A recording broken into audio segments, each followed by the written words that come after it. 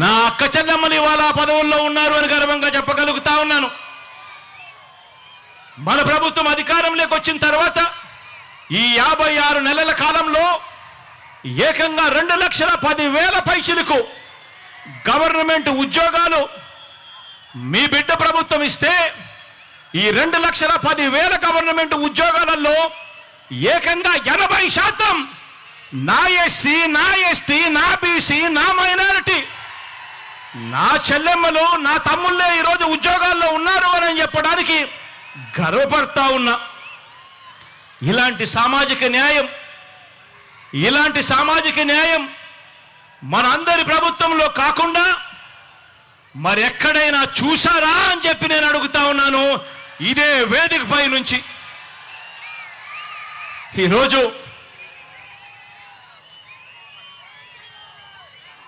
ఈ పెత్తందారి పార్టీలకు, ఈ పెత్తందారి నాయకులకు నా ఎస్సీలు, నా ఎస్టీలు, నా బీసీలు, నా మైనారిటీలు వారి కోసం నవరత్నాల పాలన అందించాలని కడుపులో ఉన్న బిడ్డ దగ్గర నుంచి పండు ముసలి అవ్వ తాత వరకు అందరి పట్ల ప్రేమ మమకారం చూపాలని వీళ్ళకి ఏ రోజైనా అనిపించిందా అని చెప్పి నేను అడుగుతా ఉన్నా.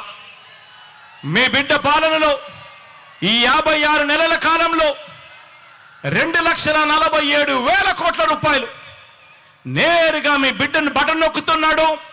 నా అక్క చెల్లెమ్మల కుటుంబాల ఖాతాల్లోకి నేరుగా డబ్బులు పోతా ఉన్నాయి. ఎక్కడా లంచాలు లేవు, ఎక్కడా వివక్ష లేదు. మరి రాష్ట్రాన్ని దోచుకునేందుకు మాత్రమే రాష్ట్రంలో పదవులు కావాలి అని చెప్పి ఆకాంక్షిస్తా ఉన్న ఈ పెత్తందారి పార్టీలకు, ఈ పెత్తందారి నాయకులకు ఏ రోజైనా కూడా ఇలాంటి వాళ్లకు ఇలా బటన్ నొక్కడం, ఇలా బటన్ నొక్కితే 2,47,000 కోట్లు పేద అక్క చెల్లెమ్మలకు పోయే పరిస్థితి ఉంటుంది, ఇలాంటి కార్యక్రమం చేయగలుగుతాము అని చెప్పి ఏ రోజైనా అనిపించిందా అని చెప్పి ఒక్కసారి ఆలోచన చేయమని కోరుతా ఉన్నా. ఇవన్నీ కూడా సామాజిక న్యాయాన్ని అందించడంలో విప్లవంగా పుట్టిన వ్యవస్థలు. ఈరోజు గ్రామ స్థాయిలో చిక్కటి చిరునవ్వుతో మన పిల్లలు కనిపిస్తారు.